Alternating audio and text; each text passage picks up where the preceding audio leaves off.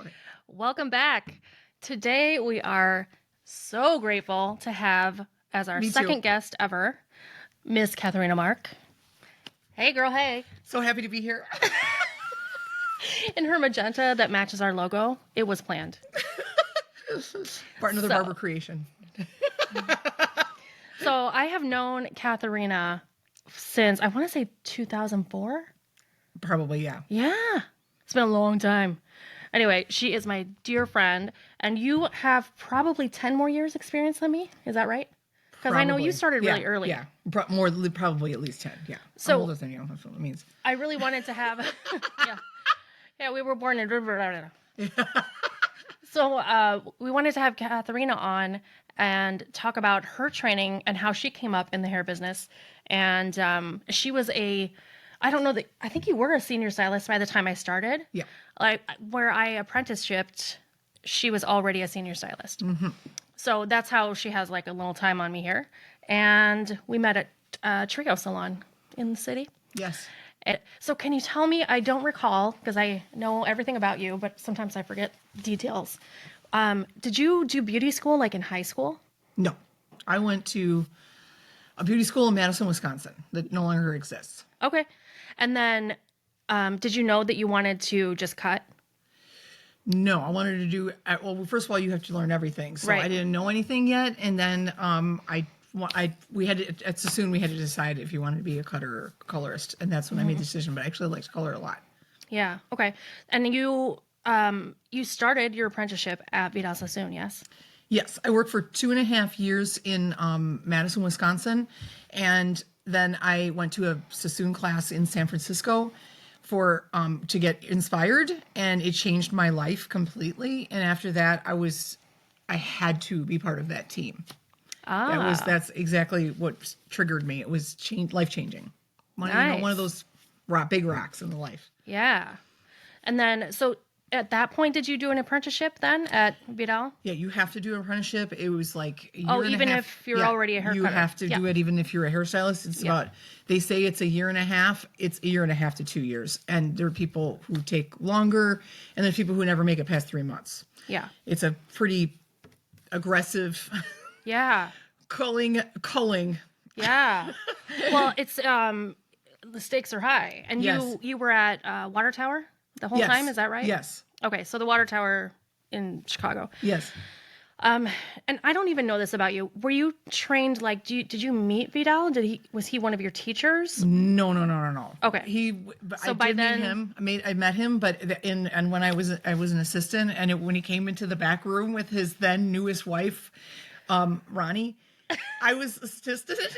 I'm normally never short for words, but I was folding a towel, and I was like, I couldn't speak. I was without words. Was there light emanating from his head? I was like in such shock. I had to go, Oh my gosh. it is so nice to meet you. And I had to push it out of my lungs. It was not natural. I was completely stunned. Yes. So- He's like a god in our world. Yes. Yeah. Yes. Bigger than the Royals. Yes. For sure. Okay. So, and what was your apprenticeship like? And can I ask you, did you listen to our apprentice episode? Yes, I did. Okay. So, and I know that things were even harder for you. So can you tell me what that was like and like maybe some good sides and maybe the harder stuff? Okay, well, you had a class once a week. You had to have 2 models. If you didn't have a model, then you were shampooing, and you only had the 2 hour, or 4 hours a week to get through things. Every 3 months was a test. You had 3 haircuts to do. They were set. If you failed on one of the 3 haircuts, you failed the whole 3 haircuts, and you had to wait another 3 months to test on the 3. That's one of the things. There is no coddling. There's no. It wouldn't fly with Gen Z today. They would think it was abuse. It was very difficult. Yeah. But it made us stronger. Like pressure makes a diamond. I don't regret it. I appreciate it. Many tears, lots of crying, very painful. But Alex Iwanu and Jiri and many others that were there really made the difference. Who eventually owned Trio, and I forever in debt for him. Made a difference. I really and Thor, he's Oh my out there. gosh. Yes. Yes. Yes. He made a difference. Being kind makes a difference. Can I ask know. you, like, I want to go back to some of those people, but so were Jerry and Alex and Thor working as kind of like how I was just talking about you and me? Yeah. So you were an apprentice and they were already stylists there? Yes, they were stylists. They left at the peak, and the balloon just for me imploded. We were riding high this great time, and some of the best people left. Jimmy, bless his heart. Yeah. He's the first to leave. He was so much fun. I mean, there was salsa dancing and fun nights and laughter, and you were like an apprentice, and you're like, get out there and fold the foils and shampoo. But you're like, I want to be where the fun people are in the staff room, all those inspirational artisans and the art team and people that I was amazingly, there's way too much time for all the people that were there, but they just really made a difference. Yeah. I remember Thor so well. He was at Trio when I started. Yes. And oh my gosh, some of the stories that I was telling about my apprenticeship when I was like out back in the alley crying, he would come in there. He would come out in the alley. Well, he was a bit of a smoker, and he would have like a little cigarette break, and he would come out there and like give you a little bit of like straight up Buddha knowledge, Yes. He was so calm. Yes. It's interesting, like just all the different colors of personalities. Yes. And because you're like energetic and gregarious and out there, and he's more introverted. Yes. And like soft and sweet, but like both of them are awesome. You couldn't phase him. He's just like, yeah. nothing phases him. And he had these watches that said now on the face of the watch. Yeah, the no now. Yeah. No now. Yeah. So, I mean, I was just like, I had like goosebumps the first time I heard about that. I'm like, so every time you look at your watch, you're like, the time is now. It's only now. That's it. Forever and ever. It's only now. Love Thor. This moment. And Jimmy. With my friend Barbara. Yes. And Jimmy, I didn't know as well. But oh my gosh. He brought the party, man. He's was so like fun. The He's light. So talented. In the dark tunnel. Yes. And joy. Funny. Loved him. Lived. Also, whatever you bring to the salon for lunch, he will eat it before you have a chance to. He knew no boundaries. And he would always say, "Oh, I'll bring pasta." He was Italian, right? Yeah. And then he's like, "Oh, I'll bring pasta," and he would, but like once a quarter. And so he'd eat your lunch like 6 times, and then he'd bring pasta to feed you.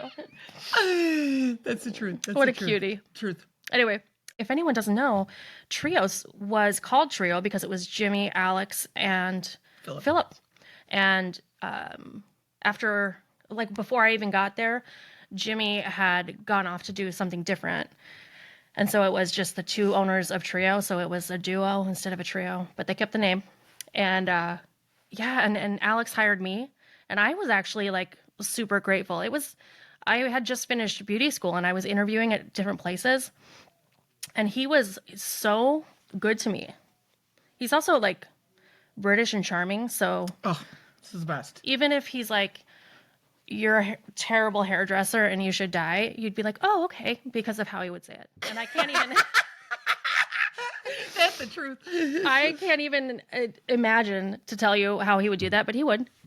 You put a nice bow on it. No, and I'm joking. He would never tell anybody something that awful. But anyway, what was the worst experience as an apprentice? Do you have one? Cut it out.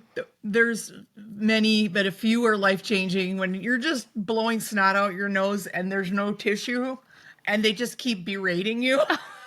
That does make a life-changing, and they expect you to quit and never come back, and you don't, because you have tenacity and you had a European upbringing, so you weren't coddled, and if it's to be, it's up to me, and you just show up the next day and you just prove it to them that you got the stuff it is to make it.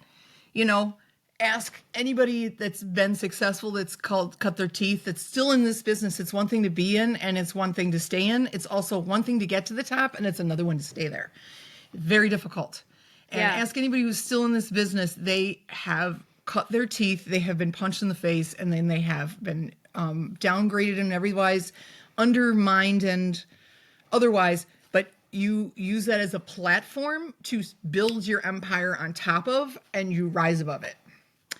Well said. Now, you brought up your European upbringing. Yes. Did you grow up believing in Krampus?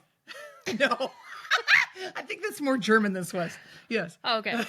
Your neighbors. Oh, but we had plenty, believe me, evil characters. Like the Hindleyfrasser is like the one that eats children. So there's a statue in Switzerland and there's a fountain and it has a baby in its mouth. It's like like that. And you're like, that's where the bad kids go. So yeah, you never forget that one. And the Fula home that's from my dad's hometown, he has horns on it and like pig blown up, I think it's rabbit bladders on a stick, and he runs around chasing the children. And my parents had a fun time videotaping us. They thought that we thought we lost them. So we were like literally like the Crying. psychos on the loose in a medieval town. Oh my God. In full regalia, and we're lost, and they're videotaping us crying. It was hilarious. Oh. So What doesn't kill you makes you stronger, Barbara. it really set you up for, success at Vidal Sassoon in the 80s, Truth. right? That's true. Yeah, in the 80s. Because it's so different now. Yeah. So 80s and 90s. Vidal Sassoon, the salons themselves have been sold, correct?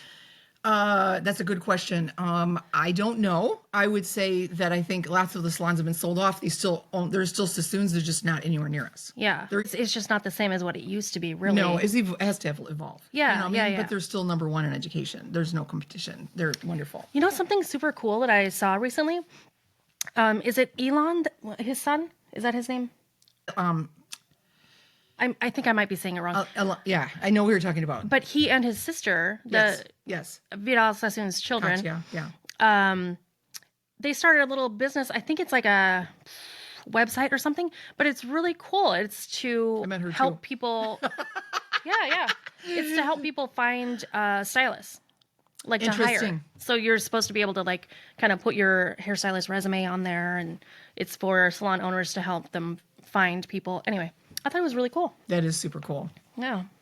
I remember when Katya came in, and my friend Vera Milovanovic, she was the manager and my friend.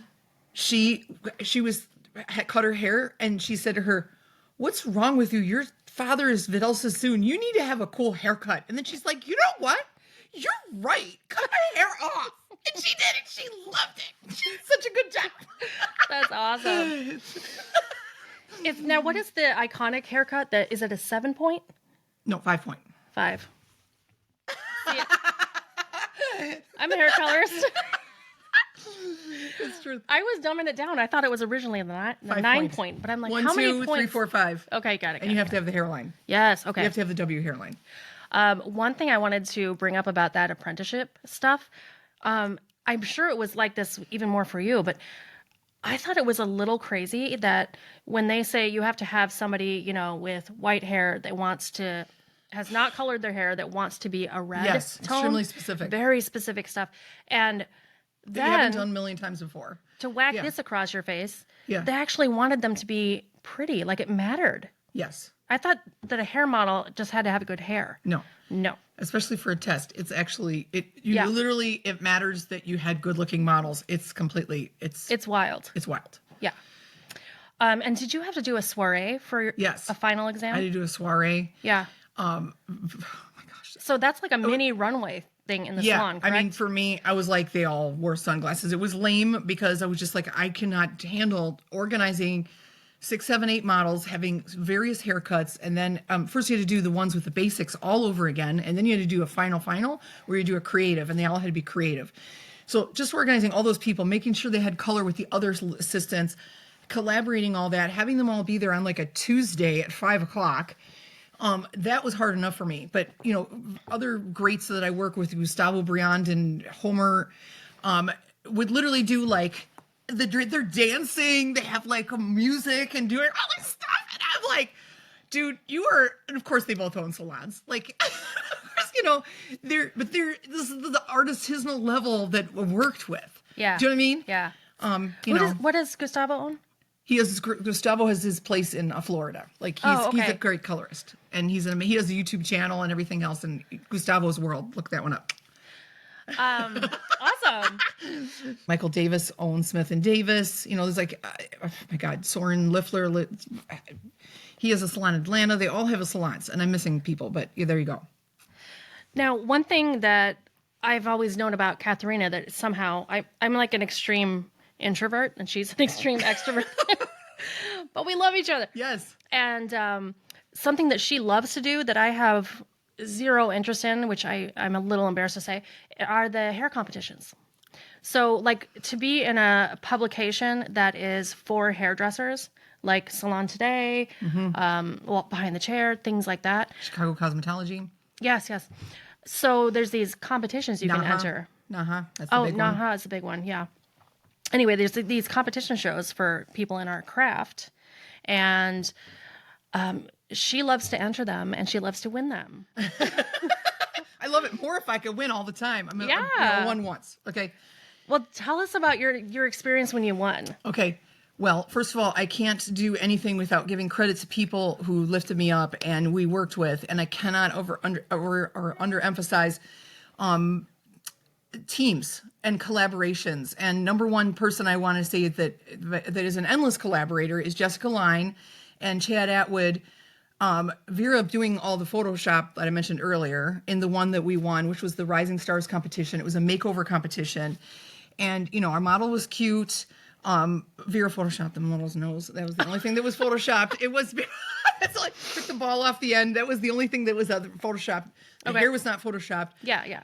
Jessica and I, maintaining control over your whole artistic inspiration, I think is key. And I'm a photographer, and so is Jessica. And, having a great model is huge. Having the right outfit and having the guts to even try. I mean, we entered that competition so many times, and I always said, if we win, I'm splitting the prize money. I want the lucite plaque. Okay, that I grabbed. But but I share the platform with the people that worked with me, and it's just amazing. Now, I'm a 3-time scholarship winner for Chicago Cosmetology, which got me to 3 times of going to the Sassoon Academy at the highest level, and that's huge. Again, it's huge. And that is because it's unobtainium. Every year it goes up. And last I heard it was $1,700 for 3 days, 2.5 days. Yeah. And, but then you're working with the top people, and I can't recommend that enough. That is truly wonderful. And you're collaborating with the art team from there, from this, national. So did you have to do like a model, is that how you got the scholarship to do? No, you applied for the scholarship. And, okay. You get people to write you, recommendations, and you have to write your bio, and it gets you to sort out yourself. And okay, I will say I love immigrants because, the lazy people stayed behind. The people that enter a competition are the ones that went for it. Okay. Yeah. And the ones that won probably just lost more times. And then it finally was their turn. And you have to lose in order to win. I couldn't believe it when the thing rises up. You won the competition. I was like, wait, what? Did I get this wrong? And, it's amazing. And then, a million times we've done collaborations with other people that I work with at Trio, and we entered, multiple times, and it just didn't win. But, it is really fun to work as a team. Jill Weiss, I've worked with her many times on many photo shoots. It doesn't even need a competition. You just go for it. You just you have to do it or you're going to die. It's like a fish has to swim. I just love it. Well, and that's hours. I love it. Doesn't seem like anything. Yeah. It's 5 minutes. I love it. It's awesome. like breathing. Like Yeah. whether you love your podcast and you lift other people Yeah. up. That's why How many hours you put into this? A lot. And you love it. Yeah. If Well, you I don't just do it, mean you like die, there's right? It's so like- much work that goes into getting that series of perfect photos Yes. of your work, And you gotta, and then people will come and they'll be like, I would have done that last little thing. And I'm like, yeah. And then you feel like Susan Lucci, so when you win, you're just like, Yes! I want to thank God. And they're like, I'm not sure if I believe in God, but I want to thank God. I do love Susan Lucci for so many reasons. I feel like I'm her. But I'm gonna just keep trying. Keep and it going. Naha is like, forget about it. Like, you need somebody at a better level of photography than I'm even capable. You have to pay. You need Babak. You need to go to Canada and have them shoot your thing. And now that there's AI photography, does anything ever win? Is anything real? It's disgusting. To me, I just am so sad.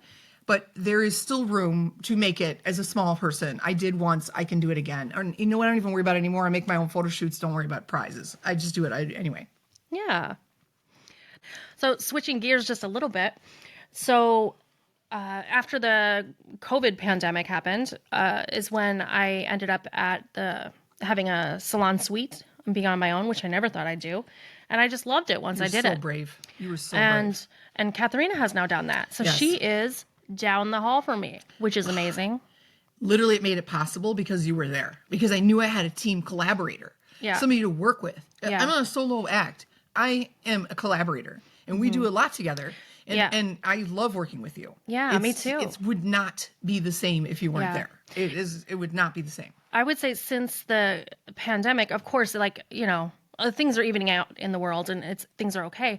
But where departmentalized people wouldn't go do a salon suite, people are like finding it necessary anyway. People are kind of finding new paths of like how to work. I really thought about it.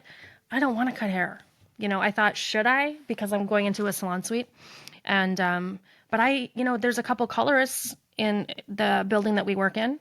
And then there's like 4 or 5 different people who only cut. Mm-hmm. It's awesome. And, if you do want to do a little bit of this or a little bit of that, it's up to you. You can do whatever you want. Can't emphasize enough having a team, and you're perfect in it. Like, we're a perfect team. Yes.